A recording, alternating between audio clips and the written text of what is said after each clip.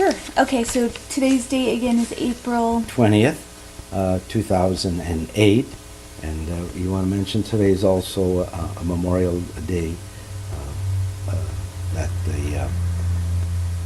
the Pope is in, Pope Benedict is in New York at Ground Zero, blessing the site where this September 11th. September 11th, 2001.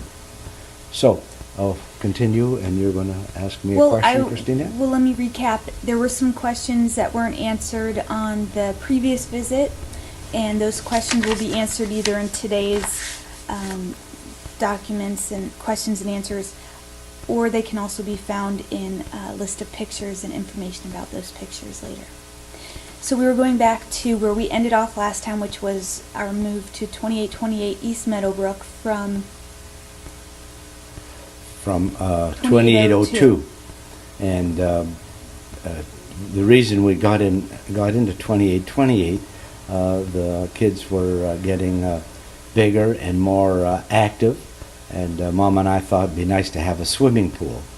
So because at that time we were using some of the neighbors, we would in the summer months the Vanderways would be gone, and we would they would give us the key to go over to their house, and I saw how you kids enjoyed swimming so much, and it was so fulfilling in your exercise and competition amongst each other.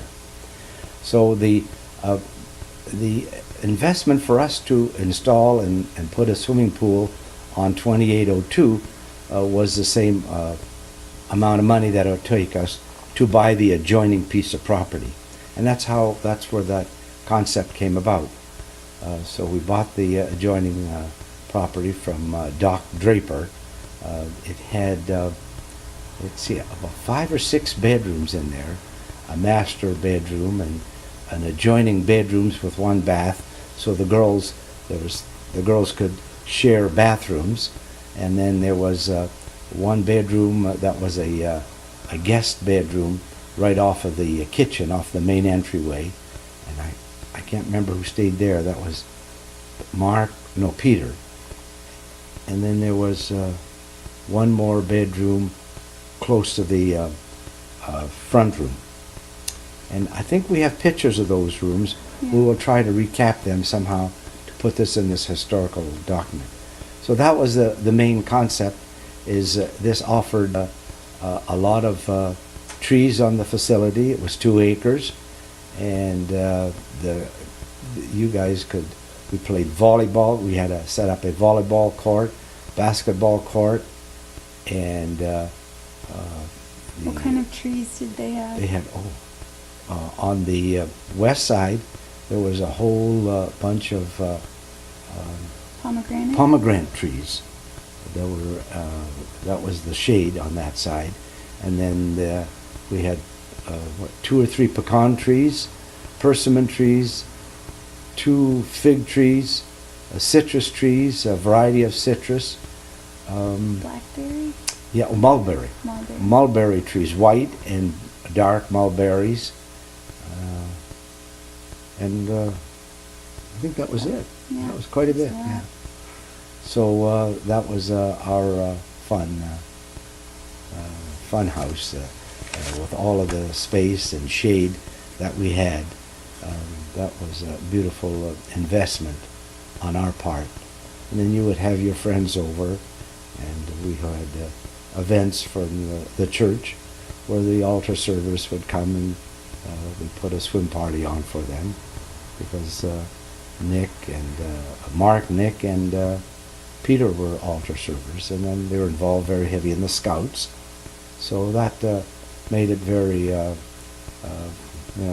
advantage for us to have you with your friends at our house. Do you want me and touch base on what Doc Draper did, and what was there when we first moved? Oh yeah, we had to redo the. They had let's see, and it's an older style home where everything was kind of chopped up.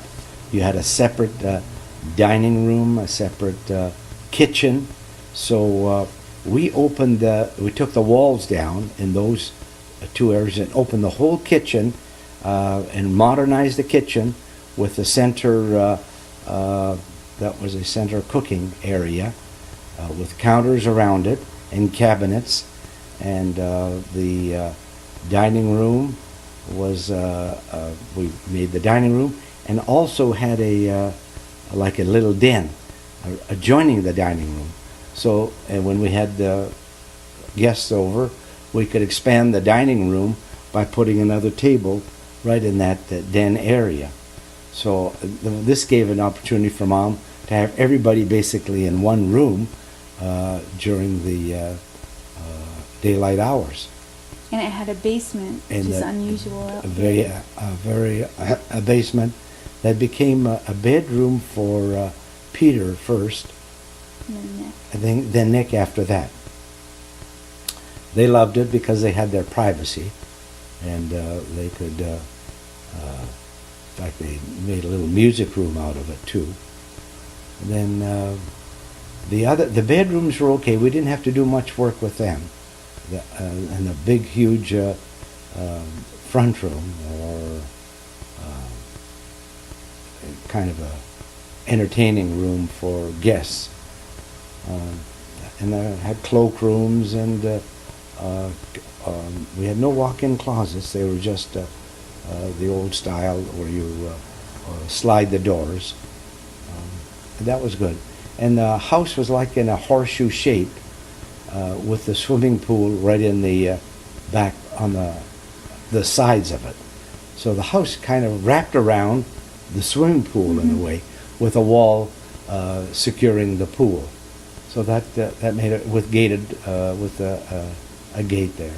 So that made that very enclosed and very private. It was a very unique house, and who built it? Wasn't it a student? Well, it was a student of Frank Lloyd Wright. This is what we understand. That style and the fabrics that were used on the house was a pattern that associated with Frank Lloyd Wright, his school, the students. This is a tough one, but how many children do you have altogether? What were their names, birth dates, and birthplaces? Are you going to help me? I don't know if I could even. I can't remember any of their birth dates, and their. Well, let's just start with the names. Well, Mary Ann was our firstborn, and then came after that Peter, then Teresa, and Joanne, then Nick, Jennifer, Christina, and Mark. Now, did that come out to 8? Yes. Did you add them? All right. On their birth dates and that, I'll have to do some research and put it in writing, so to be factual about it. Fortunately, they were all, they enjoyed the house very much, and that was a great opportunity from where we think when we lived on Almeria Street, and we had 2 bunk beds. This was giving you kids a lot of privacy. And who did you room with, Christina? Which house? On 2828. Oh, 2828. I first was with, I shared a room with, it was myself, Mary Ann, and Jennifer, I think. And then Teresa and Joanne shared the next room over. All right. But it was a while back. And that's a lot of kids, 8 kids. Yes. What made you guys keep wanting to have kids? Well, we felt both of us were from big families, and we enjoyed that very much.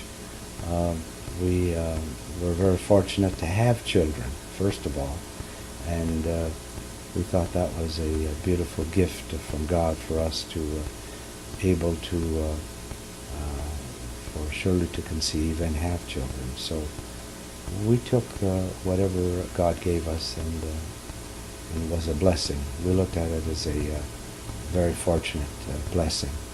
If you think what each one of you have accomplished in your life and how beautiful it is, just think if we were to not have you, what would that have been? What would that have been like? And that's a good, I think that's a reality check for someone that doesn't want to have many children. So that's, we looked at it as a blessing. Yes, it was hard. We sacrificed a lot, but that comes with the territory. That's part of raising a family. You hang in there and you do what's right, and you have rich values to carry on. So we're very fortunate, Mom and I. What would you say was the toughest period of raising? Well, I think the high school years, I refer to them as the up and down years that you each one experienced. They were the hormonal years. We were very patient. We made sure, Mom and I, that we went to parenting classes to keep ourselves fine-tuned with the way, the methods and the way people think at that time. And that was very helpful for us. We would meet parents that that associated their children were friends of yours, and we got to bond very close with a lot of them, and we shared our experiences and their experiences, and that was very helpful because we gave us the position that what we were doing was right, and we had the support of the school, the parents, so that we felt good about that. So what were some of the most important values when you were raising the kids? Well, first of all, Shirley and I, Mom and I, had good backgrounds to build on, and that gave us both strength. We were both of the same faith, and our backgrounds were very, very solid. They were strong, built on good moral values. And when you have that, you're both a team, and it's easy to manage and grow with the sacrifices that it takes in raising a family. And being, you needed a good partner that is similar to you, that had the same respect for God and for all of whatever you kids, for us to translate. Our example is what we were hoping you kids would see. So we lived what we really believed in, and that's the way we felt how to raise you kids. Now, vacations must have been Fun. We had a lot of fun. Yeah, the first one we bought a Winnebago, it's a campmobile. And there was only 3 in the family at that time. And that was, we made a trip back east and all the way up into Canada. And that was a great experience of driving and seeing the country. You kids were small, Marianne, Peter, and Teresa. So I don't know if they would remember any of that. But that was our first vacation, driving back east. Then later on, we eventually bought a Winnebago, and we also bought a suburban car, big one that we would take quick trips to San Diego, and that was great. Go to the beach. With the Winnebago, we made a trip to Northern California, where my sisters lived, Helen and Genevieve and Nora. And we would park the Winnebago in their I remember over at Aunt Helen and Uncle George's place, we parked the Winnebago in their backyard and used that as our little hotel. And that was fun. We had a great time. We took it into San Francisco, went down the Crooked Street, made all kinds of places, tours around, and everybody sat in it. We could accompany all of our nieces and nephews, and that was a beautiful trip. And we made a trip to Canada and to Connecticut in the Winnebago. We would drive every 2 days, every second day, we would stop for a full day, and it would happen to be one of the family friends that we would have. I think the first one was in Oklahoma, and I can't think of their name now. That was a cousin to Uncle Jim. His family lived there, and Patricia and her husband lived there, and they put us in their house, and they had a great time, the kids. And then the next stop from that was I can't remember. I'll need help on that. But every other day we would stop in some place and then make tours around there and see the sites that were available. And that's how it worked.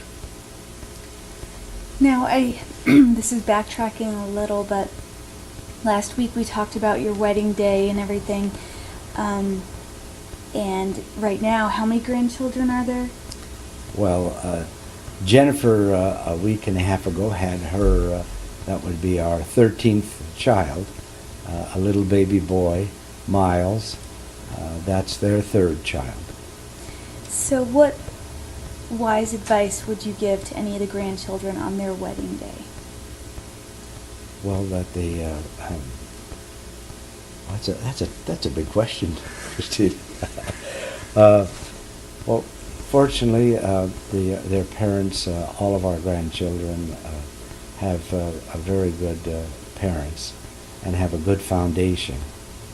So I think they will be well prepared to go into the beautiful life of a beautiful married life. I think they will see from each one of their nieces and their aunts and uncles, and seeing their cousins, how well they are raised, how the values that they have picked up from their and inherited from their parents, and hopefully from their grandparents. I think they are very fortunate. They are seeing a rich value in each member of their siblings. And they're all very close. And they're very, very close. Exceptionally close, which tells us a lot. Now, fast forwarding back to where we just left off a minute ago, if you had to do it all over again, would you change the way you raised your family, and how?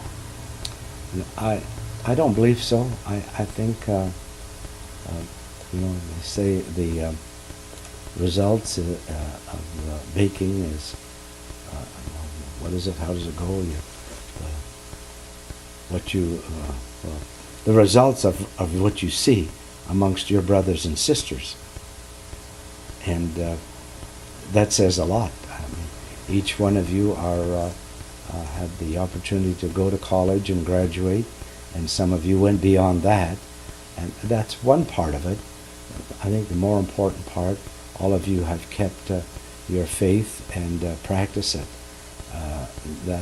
That's very important in your personal lives, and the richness in your personal life is what you bring to the table, and any whether it be marriage or a partner or friends.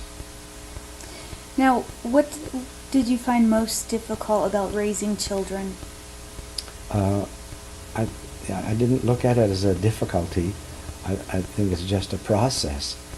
That's we were raised during difficult times. You were all fortunate, economic, and there was no hardships or economic hardships the time you children were raised. We had one slowdown when I remember 4 of them were in college, and we had to tighten our belts a little, but everybody chipped in, and fortunately they got scholarships and work projects to help with their education, and that passed, and it worked out very well. Now, what did you find most rewarding about being a parent? Well, just to see you children grow and develop and take your all the gifts that you have received and use them and mature in those values was very rewarding for Mom and I. As a child, what did you want to be when you grew up? Well, I had a lot of ideas of what to do, but one time I wanted to be Aunt Helen was encouraging me to go into dentistry, and then my uncles all says, no, business is better. So I went where I think where my talents were in the business field. I majored in accounting and did very well in that, and minored in philosophy at Santa Clara. So those are the fields that I did well in, and I seemed to gravitate in that direction. And Dad had business here in Phoenix, and worked with him. So that's how it happened. Now, wasn't your father a dentist? I mean, didn't he have... No, Father was an optometrist. And a jewelry maker in Canada, and then did real estate too. So it was when the economy was real bad, and the Depression came, they lost their jewelry store. There were no sales; they had to shut down. But the real estate seemed to grow and survive, and I think that is where the money that was after the war, where they were able to sell some of the property to afford to make the trip to Arizona with the whole family. Was it typical back then to have multiple careers, like optometrist, real estate? Yes, in those days that wasn't unusual. Remember, the science of optometry has changed considerably. It's all specialists today. Mm-hmm. In those days, it wasn't so. They come in and get their eyes examined. Dad had a chair and all the equipment that went in that part for his training. And we have his certificate of optometry in our house on the wall. We're trying to maintain a wall of all the history of the family. And I think he got that in 1926, his degree. Now, where did he examine the patients? They had a store in Sudbury, Ontario. It was an optometry? Optometry store. Oh, okay. Optometry, and he had a room just for the optometry. Then he had a desk where he would work on repairing jewelry. Okay. What was the first job growing up? What was your first job? Well, outside of helping my father in the store that he had in Sudbury, he had also a religious article store. After the Depression, he went back into the business and started religious articles, religious with prayer books, rosaries, statues, and it was very successful. He was very good in that, and that was right on the corner, I think, of Durham and I can't think of the other name of the street, but it was right across the street from the French church and the English church, Christ the King and St. Anne's. And it was a good location, and it did very well.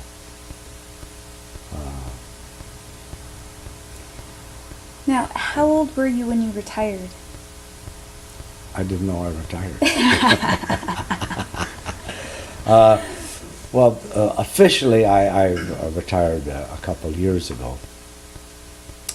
When I say that, I mean in the sense that I don't put in the hours that I used to, and I don't do the physical work that I used to. But I seem to still go down to the office and see how Nick and Jennifer is doing, and then before that Mark was there. And I enjoy that part, to see how they're doing, and they have weekly meetings and call me in, and that's great. And Gabe, the head bookkeeper and manager of the office, is semi-retired and comes in and helps us out. So we're doing very good in that area now. Now, what were some of the hardest choices you ever had to make? Well, every decision can be a difficult choice. I tend to meditate very heavily on before making a final decision, and I do a lot of praying, and have the Holy Spirit influence and guide me. Decision making, we're limited with power in our making decisions, so it's always important to move that control from yourself to outside, and having spiritual based values helps you to make these decisions a lot easier. Okay, so there isn't one or two that kind of stick out as being some of the toughest decisions? Well, we call upon professional people too to guide us. I mean, in general, and not just work, but like... Yeah, in general, meaning like... in life. In life, well, I've never had a major problem that I could really associate with. Whatever decision is rendered, what happens, I feel that is the right decision at that time. Okay. Who is the person that had the most positive influence on your life? My father was very, I was able to connect with my father very well. We both worked hand in hand on a lot of projects, and I found it very helpful. And I had Uncle Charlie and Uncle Sam were both great influences, example of their lives, and I watched them growing up in the years that we were in Canada, especially through the grade school years, and I watched their struggle and how they worked hard.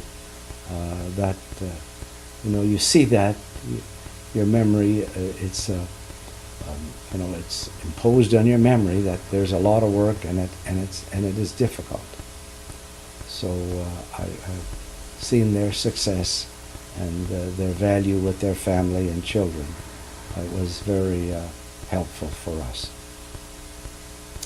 Now, what wars have been fought during your lifetime, and how did you feel about them? Well, when I grew up, I grew up during the Second World War, and it was a very difficult time.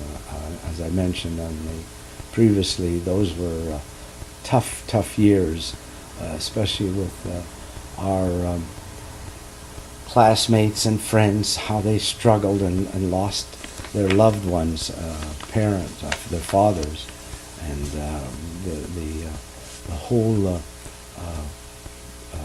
limited items that you could buy, or it was a struggle. It was very difficult, and to live under that situation and those times, I think is what made us a lot stronger. We appreciate life a lot better. The struggle. Then after that, we moved to the United States. Then we had the Korean War, then the Vietnam War, and now the war in Iraq. So we've There was Desert Storm. that was too, yeah in Desert between. Storm in between, yeah, before the Iraq War. You know, those it didn't have a direct effect on us, although I was drafted into the Korean War just as it ended. So it wasn't. I didn't experience any hardships at all. I kind of used the military to for me to learn and move on. I got the GI Bill, and I got to use the weekends, the long weekends, to jump onto a Air Force plane that was going either to Florida or the East Coast or the West Coast. So I took advantage of all of that. Now, what major illnesses or health problems do you remember having? Well, I had allergies, I believe, all my life. And that was the only, outside of the children diseases that were prevalent at the time, that's the only one I think that really hung on to me. No other, Major. no major, or even minor as allergies, and it was very minor. Any broken bones? No, Wow. I did very good. Now, do you have any health problems that are considered hereditary in nature? I think high blood pressure is one item that is in our families, but that's about all really that I could. And allergies. Allergies, some have it, some don't. But I think the biggest one is the high blood pressure. Have you ever been the victim of a crime, and what happened? Yes, I have. I was trying to collect a debt once, and the guy tried to beat me up, and I was able to run away from him and jump in the car and leave. Then I was shot at once, and it grazed the car, the truck I was in. Now, how old were you for the first one? The first one were both when I was in high school, the first one, and the second one was after college when I was doing some work on one of the properties. And then this was along the street. Someone shot. I didn't provoke it. It was just somebody that had a weapon that wanted to exercise his use of it. So I got out of that area in a hurry. Any other? No other. We got broken in where mother was living on 40th Street and just south of Thomas, the house that mother and dad bought after Valletta. That got broken into, and they stole some of mother's valuables, some of her diamond rings and some of the jewelry, and that was the only time that I think in our own houses I don't recall anybody ever breaking in to any one of our houses. So What about into the cars? yeah, we got broken. Went to Home Depot one day early in the morning with the truck, and I thought it was a Sunday morning. He says, and I didn't have to secure the vehicle. Well, I come to find out that was a mistake. They stole my bucket of tools and some of the stuff that I had in the back of the truck. And then once I went to, this was when we were building cesspools over at Shamrock Mobile Home Park, and I had my windows down and my lunch was on the front seat. And I come back to the vehicle, and I didn't know the man had a monkey, and he was eating my lunch. The monkey was on the car eating my lunch. Oh. Yeah, that was pretty. And then what happened? Nothing I could do about it. I had to go buy my lunch. That was a very minor break-in. it was really a novelty. I was laughing at myself to see that monkey do that. Interesting. Yeah. And I had a banana in that package. That's and he know why. he do that. And he looked at me too. He says, "Thank you."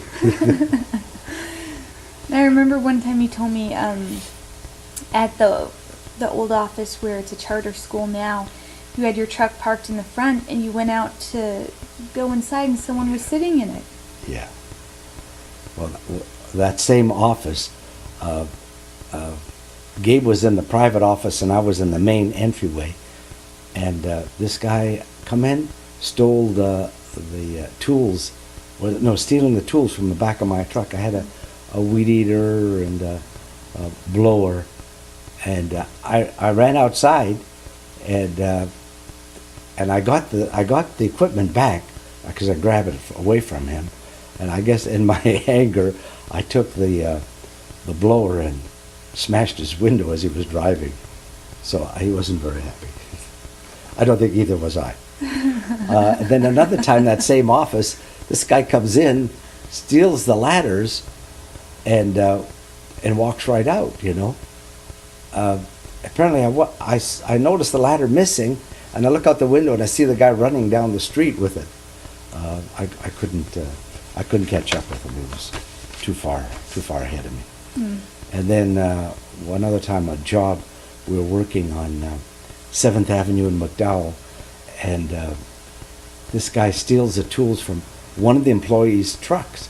And we look in the alley and we see him, was a wino, stealing, carrying the tools down the alley. So we just hopped in our truck and drove over, and he dropped them, and the way he couldn't run very fast, but there was nothing you could do. Right. Yeah, there are a lot of small, because of the times and our, and it's so easy for these people to steal today and pawn anything, and especially copper. They've done a lot of damage on stealing copper from our buildings, and there's, we try to protect it as best we can. What are your religious beliefs? Oh, that's well, we're Catholic, and we believe in the creed and all of the principles of the Catholic Church. We're very rooted in our religion, and Mom and I feel very strong about that. That you need that to survive and have a deep spiritual life, and to be happy inside of you. You need that. Without that faith, it's pretty shallow. So thank God for both of us, so that we're rooted in deep into our faith. Now, what are some activities that you've especially enjoyed as an adult? Well, you mean sports activities? Any. I know you liked getting groups together. Oh, to do what? To your CAC. That you're talking about when yeah. Just in general. I was able to bring a lot of people together, and when I finished college, I noticed many of my classmates were married, and they're not a very happy bunch. Some of them, not all of them, some of them. So I heard about a group that was being formed called Catholic Alumni Club, and I got very much involved in that. I met a gentleman that was out here by the name of Bob Tokarski, and he had just left Seattle and San Francisco, where the group were just being formed. So I brought a bunch of young people that I knew that were college graduates, that were single and Catholic, brought them together, and we formed the first Catholic Alumni Club in Phoenix. And it was in the spring of, and I can't remember what year, but we got rolling pretty quick. We started meeting once a month, usually on a first Friday, we would go to Brophy Chapel, and we got a chaplain for our group. We would meet for Mass, and after that we would go to a knit club that would we would rent a facility and use a DJ, or some of them had their own orchestras there or bands. And we, right after liturgy, we would go and have a meal, a guest speaker, and dance. And that was very beneficial. A lot of people met their partners through this group, and we went to conventions, one and well, there was one in Palm Springs and one in Orange County, and then there was a national one in the ski resort in Northern California. What was it called? The ski resort. I'm not sure. Anyway, we took the whole facility over, and it was beautiful. What an experience to have these large groups. And the Phoenix Catholic CIC we had one evening where we entertained all of the people that wanted to be there. But before that, we made a run down to Nogales and filled up on making margaritas. So we had the big straw hats, and had mariachi music, and we entertained the group that come to join us that evening. We had a great time. What are some of the other activities you've enjoyed, like sports, hiking, exercising, reading? Well, I like watching sports, football, hockey, and basketball. Those are some of my favorite sports. Participating, physically, I didn't do much of that. Although I watched you guys play a lot of sports, and that was very enjoyable to go to the games that you're in soccer, and those hot summer days at Phoenix College, and sitting on that aluminum bench was an experience.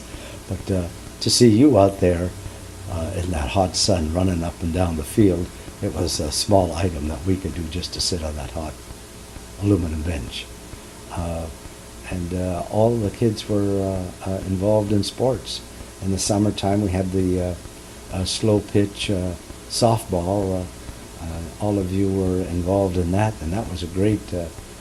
We ran from Monday to Fridays, just in the summer leagues, watching you kids play baseball. That was fun.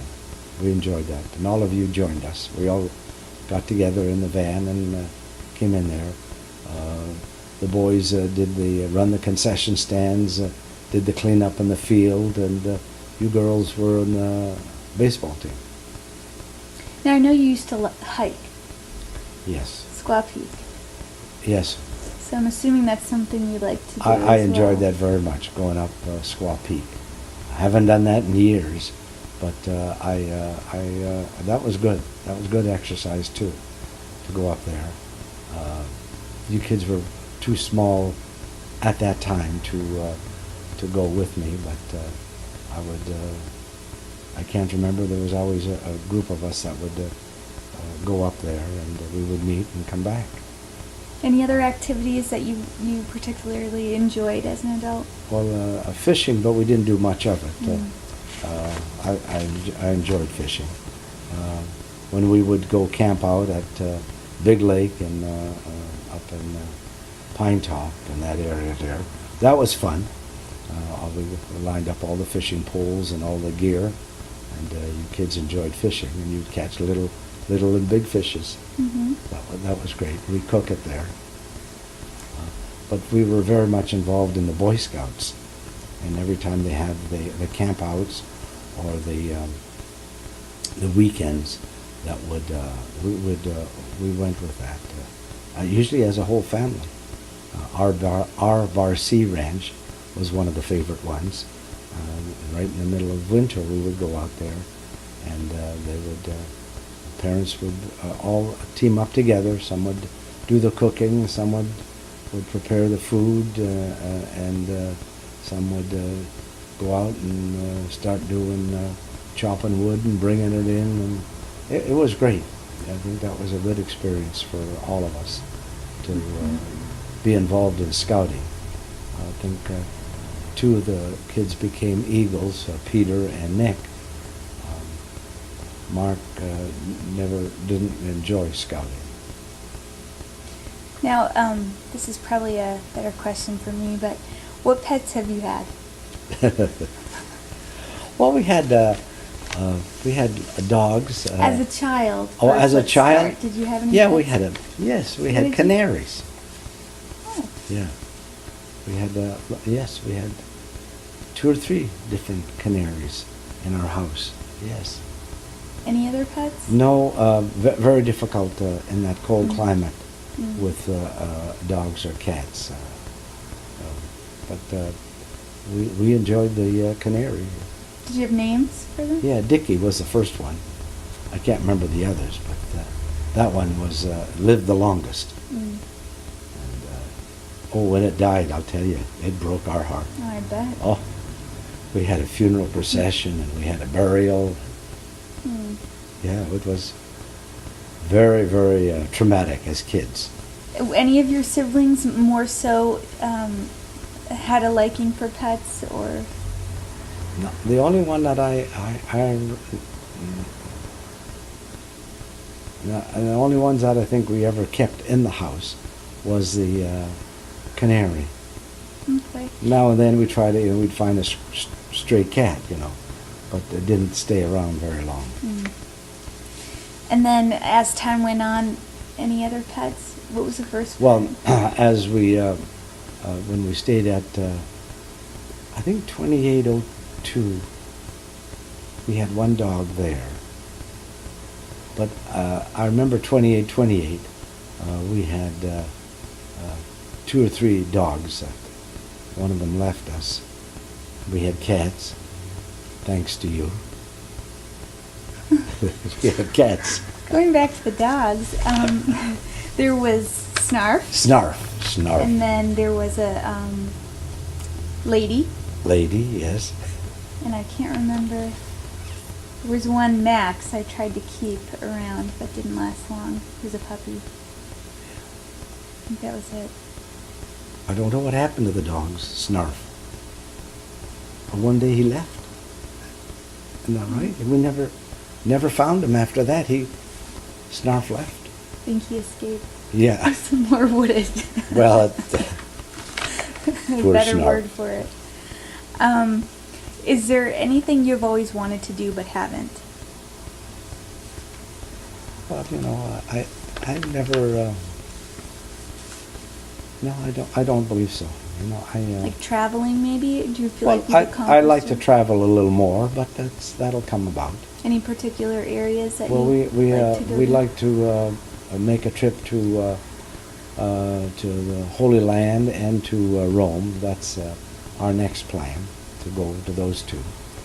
We've made trips to Germany and Switzerland, where Peter was stationed in Germany, and he was our guide over there. And then from there we went to Syria and Lebanon, and Joanne was our guide in Lebanon. That was enjoyable. We made a trip to Alaska and Bahamas, and we did this past January a trip to for Disneyland on the Disneyland ship, and that was exciting in Florida. Weather was cold, but we survived it, and those are fun things. Now, what would you like your children and children's children to remember about you? Well, that's I